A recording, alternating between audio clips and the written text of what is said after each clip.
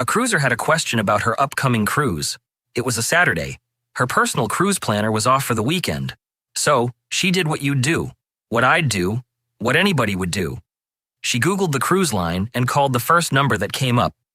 The logo was right there on the page. The person who answered said the exact words the cruise line normally says when they answer the phone, and they told her that port fees for Alaska had gone up and she owed $400. So she gave them her card number. And the only reason she still had that $400 was that her bank declined the charge.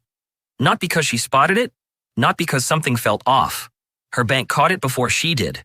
And although this video focuses on scams targeting seniors, these tricks can catch cruisers of any age. Now here's the part that should worry all of us. She didn't do anything careless. She Googled a company and called a phone number. That's it. That was the whole mistake. And the reason scams like this are working right now, even on people who are careful, is something that happened in April that most cruisers still haven't heard about. We've got 10 scams to show you, and stay right to the end for number 10, because that one cost a woman her entire cruise before she ever reached the terminal. She never even got on the ship. Let's get into it. Number 1. The letter you threw away. Back in April, somebody got into Carnival Corporation's computer systems. Not by smashing through some complicated firewall, they talked their way in.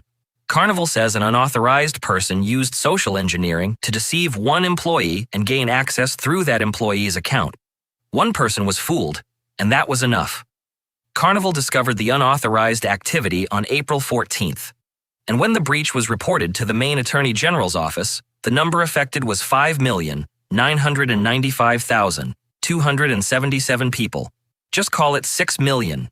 Here's what Carnival says the affected data can include: names, home addresses, email addresses, phone numbers, dates of birth. And for some people, government-issued identification numbers such as passport or driver's license numbers. Read that list again slowly, because I want you to notice something. That is enough information to make a scammer sound frighteningly convincing. And there is another important detail here. This was Carnival Corporation, the parent company behind major cruise brands including Carnival Cruise Line, Princess, Holland America, Cunard, Costa, and Seabourn. That does not mean every passenger from every Carnival brand had their information involved, but it does mean you should not hear Carnival and automatically assume this only concerns Carnival Cruise Line passengers. Carnival began notifying affected people on May 27th. It also offered affected U.S. customers 2 years of complimentary credit monitoring through TransUnion. And I would bet you a nice dinner that a very large number of those notices were barely looked at. Because we all get these things. Every few months, some company you barely remember tells you your information may have been involved in a data breach. There are pages of legal language. You glance at it and think, well, that's that. I've done it. You've probably done it. But this is one notice I would go back and look at. If Carnival contacted you about this breach, check the credit monitoring offer again. 2 years of free monitoring is not nothing. And if you would rather ask a human being about it, Carnival set up a dedicated call center at 1-8445-93831.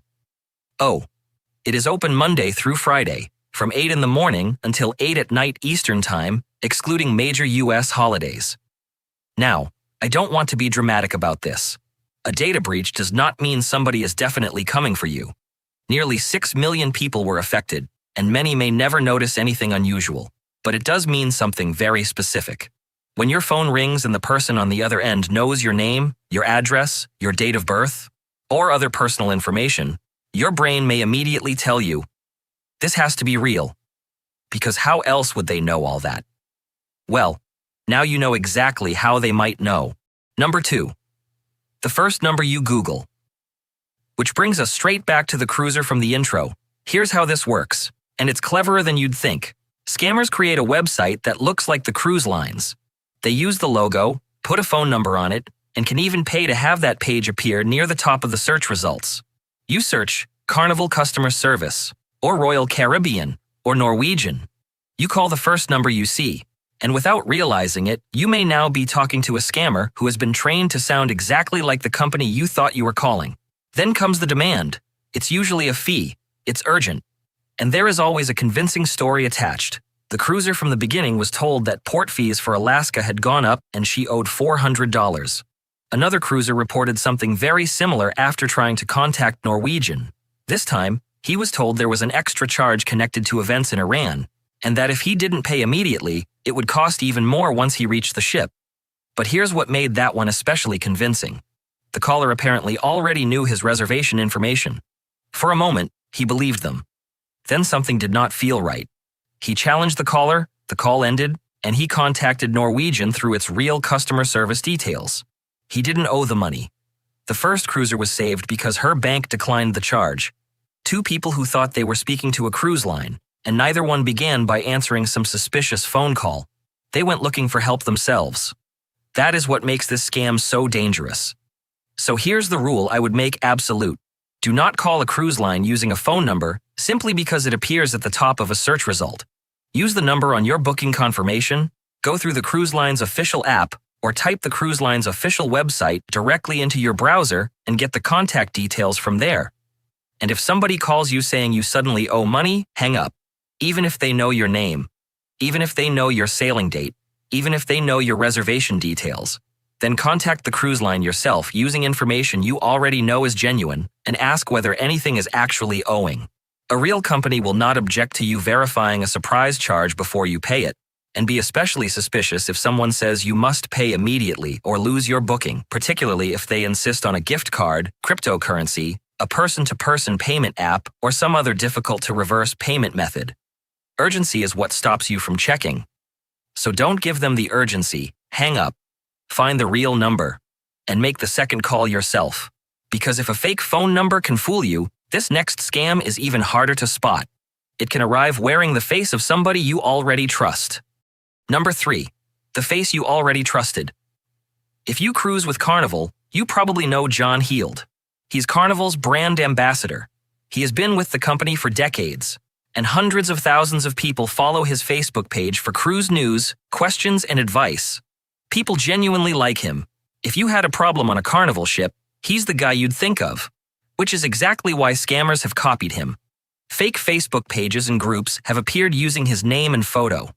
And earlier this year, Heald warned passengers about one fake group after a cruiser sent money believing she was paying for a shore excursion.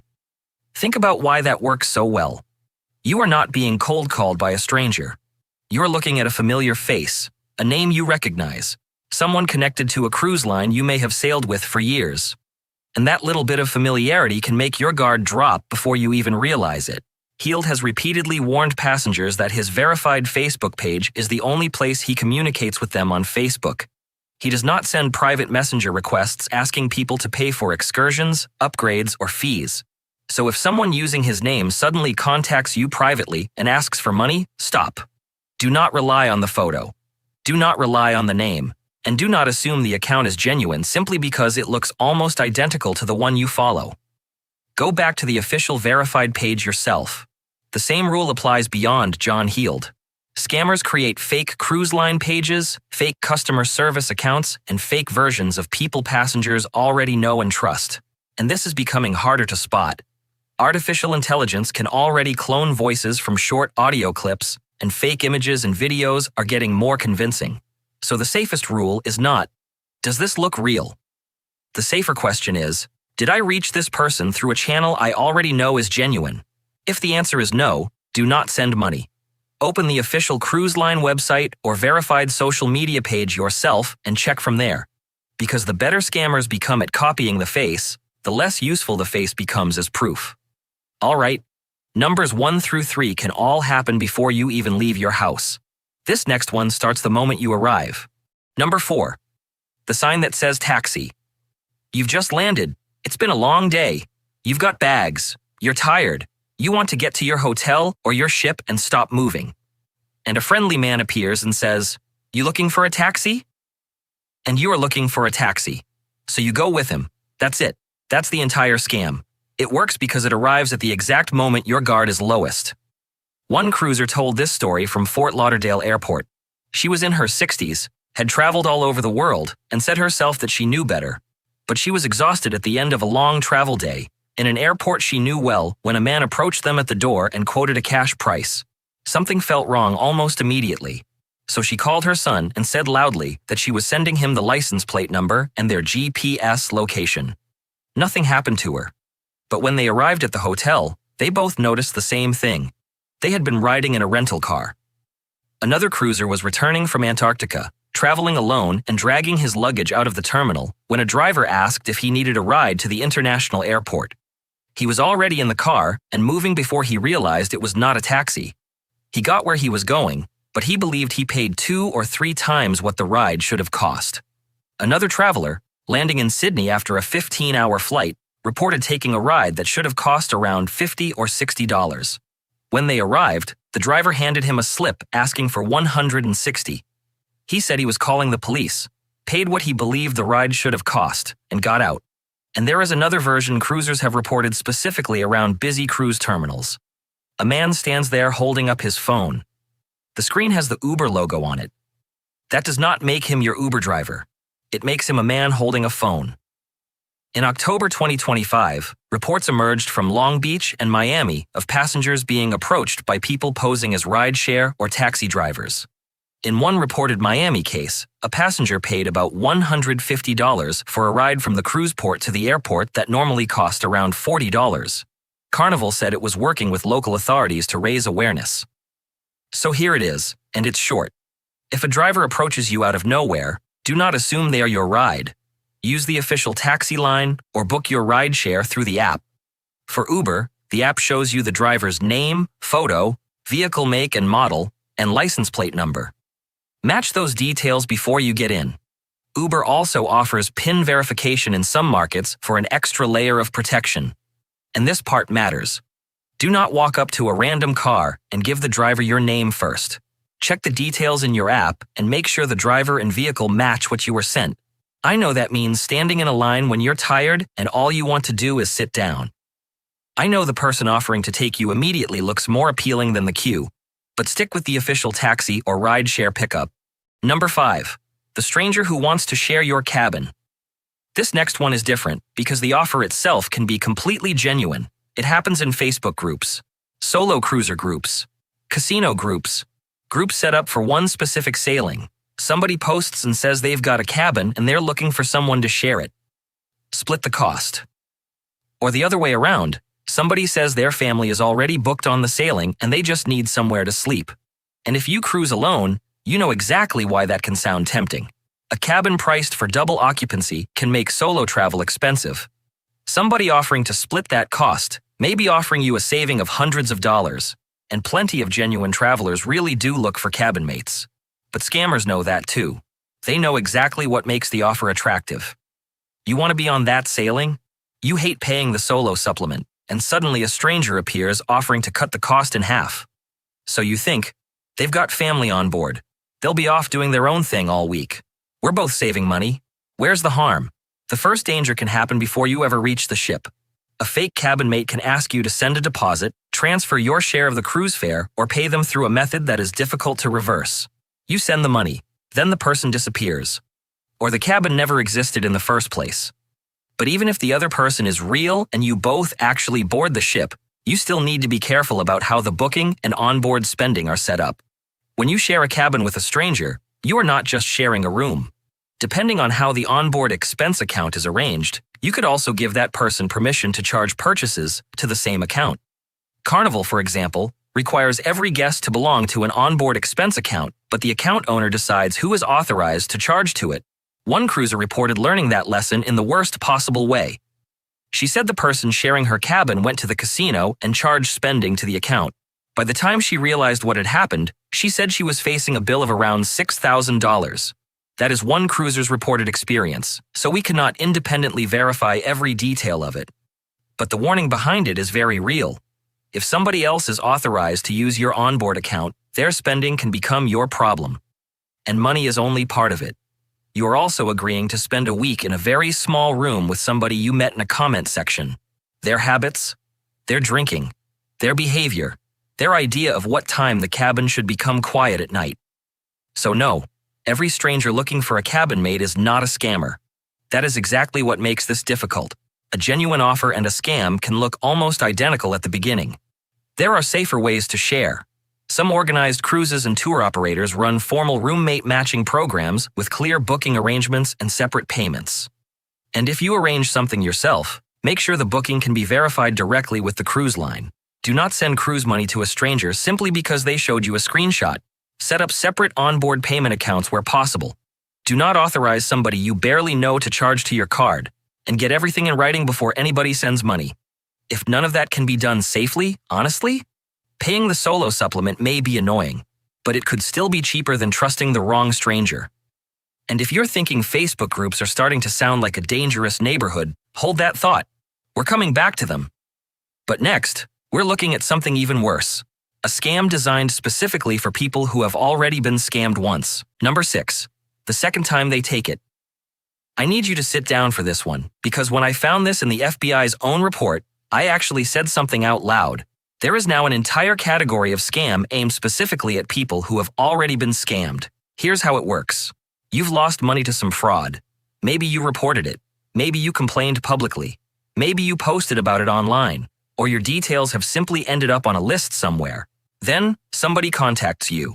They say they're a recovery service, or a law firm, or a government agency, and they tell you they can get your money back. All they need is a fee up front to get started. There is no recovery. There is no money coming back. They are trying to rob the same person twice.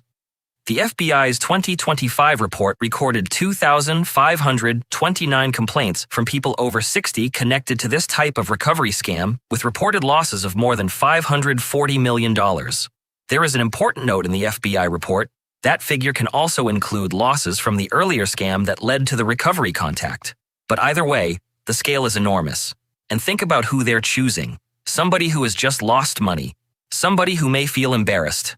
Somebody who may not have told their family. Somebody desperately hoping there is still a way to undo what happened. That's not opportunism. That's cruelty with a business plan. So here's what I want you to remember, even if you forget everything else in this video. If somebody contacts you unexpectedly and says they can recover money you lost to a scam, but you have to pay them first, stop. The FTC warns that recovery scammers may pretend to be government agencies, consumer groups, or even law firms, and then ask for an upfront retainer, processing fee, or administrative charge. Government agencies such as the FTC and FBI are not going to charge you a fee to recover scam losses.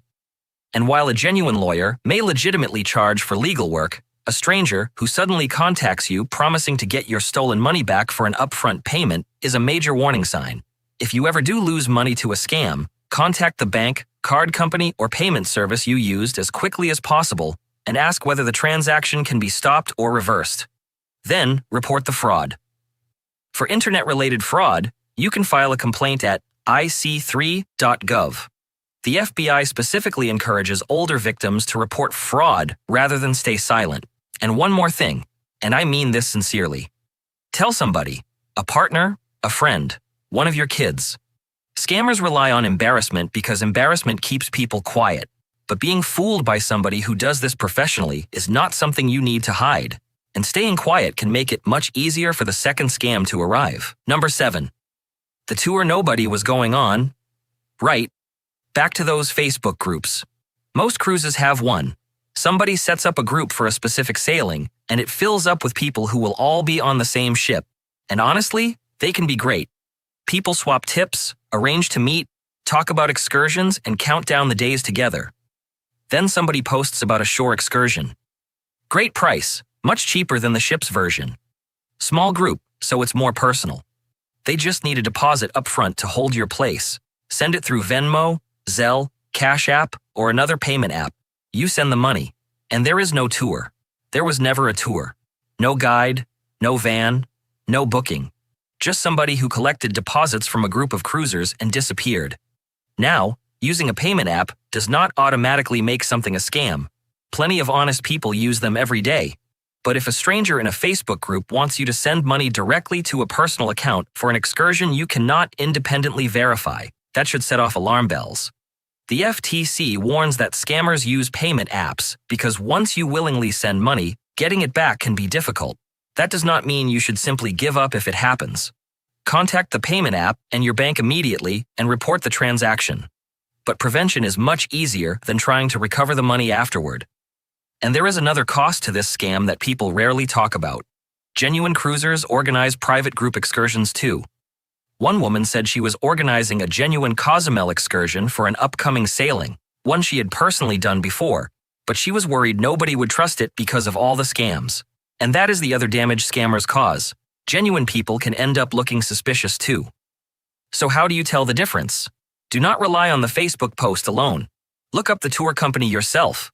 Does it have a proper website, independent reviews, a real address or contact information?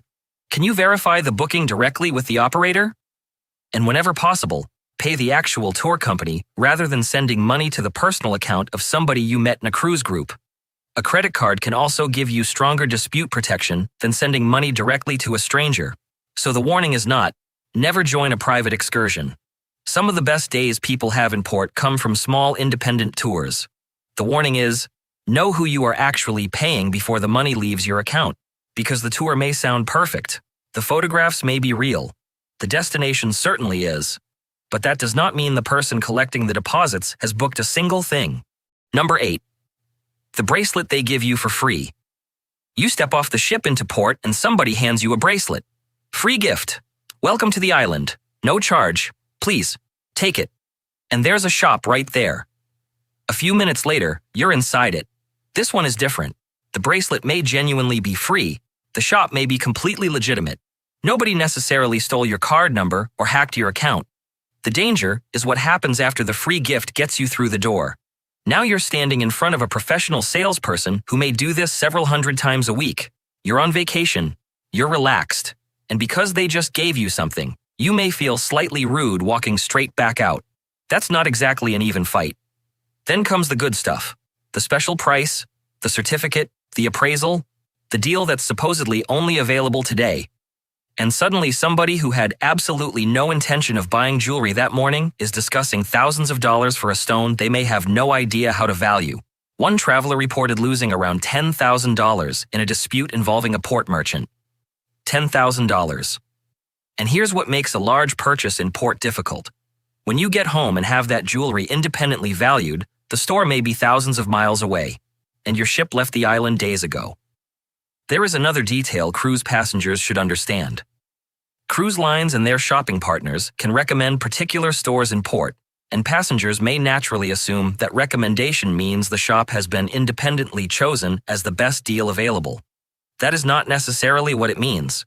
Cruise shopping guides can be part of commercial arrangements with retailers, so a recommended store should not replace your own research. That does not mean the shop is dishonest. It means recommended and independently reviewed are not the same thing. So a few things. The free bracelet may genuinely be free, but it is also a very effective way to get you through the door. If you are thinking about buying expensive jewelry, gemstones, or watches in port, know what the same item would cost at home before you buy it. Do not let the words duty-free convince you automatically that you are getting a bargain. And if you are standing there feeling pressured, use one of the most useful sentences in travel. I'm going to think about it. Then walk out. If the deal still makes sense after you've checked the price, the warranty, and what you're actually buying, you can always go back. And if somebody tells you the deal disappears the second you walk through the door, that is even more reason to walk through it. Number 9. The ride to the ATM. You're in a real taxi this time. Licensed. Metered. From the proper line. You did everything right. Halfway through the ride, the driver says his card machine isn't working. Cash only. You tell him you don't have enough cash. No problem. He'll take you to an ATM, and this is where I would become very careful. Sometimes there is absolutely nothing sinister happening. Card machines fail. Some legitimate drivers prefer cash. And a driver taking you to an ATM does not automatically make that driver a scammer, but you should still be the person choosing the ATM. Because ATMs can be fitted with skimming equipment designed to steal card information and capture your PIN. The FBI specifically warns travelers to be especially careful with ATMs in tourist areas because they are attractive targets for skimming. A skimmer can be fitted over or inside the card reader, and criminals may use a hidden camera or false keypad to capture your PIN. So, if a stranger insists on taking you to one particular cash machine, you do not know whether that machine is safe. You also do not know whether you're about to be charged an enormous withdrawal fee or terrible exchange rate. Choose your own ATM, preferably one attached to a bank you recognize, inside a well-lit location. And if something about the machine looks loose, crooked, or damaged, don't use it. Cruisers have also reported another problem that has nothing to do with skimmers. Inflated taxi fares. One traveler in Amsterdam reported being asked for €100 for a ride of roughly 10 minutes. Another couple in Puerto Rico said they paid $60 per couple for a short taxi ride, then later used a rideshare for a longer trip to the airport for $14. These are individual traveler reports, so prices and circumstances can vary enormously. But the lesson is simple. Ask about payment before the car starts moving. Do you take cards? If the answer is no, decide whether you have enough cash before you get in. Carry a small amount of local currency for situations like this if you can. And if you're already in the taxi and suddenly discover it's cash only, don't feel pressured into using whatever ATM the driver chooses. Ask to stop somewhere safe, a bank, hotel, busy store, or other place where you can choose the machine yourself. And when contactless payment is available, tapping your card is generally more secure than inserting or swiping it. The FBI specifically recommends tapping when possible because those transactions are less likely to be compromised by a skimmer. So the rule here is not, never use an ATM while traveling. It's much simpler. Don't let a stranger choose where you put your bank card. Number 10. The photo that cost her the cruise. And here's the one I promised you at the start. This woman never got on the ship. She and her family had been looking forward to the cruise for more than a year. They had booked one of the most expensive suites on board and had around $15,000 tied up in the vacation once the cruise, excursions, and other extras were included. Then, somebody in the family did something a lot of excited cruisers do. They posted about the trip on Facebook. The problem was that the booking number was visible. Just one small piece of information sitting in a post that probably looked completely harmless. A countdown, a booking detail, the kind of thing that gets a few likes and a lot of "have a wonderful time." But somebody saw it. According to the passenger's account, someone used the booking number and family name to add the reservation to a Carnival online profile and cancel the cruise. By the time the family discovered what had happened, their original suite had already been booked by somebody else. They still flew to Miami hoping something could be fixed. But they were not on the ship's manifest. They never sailed.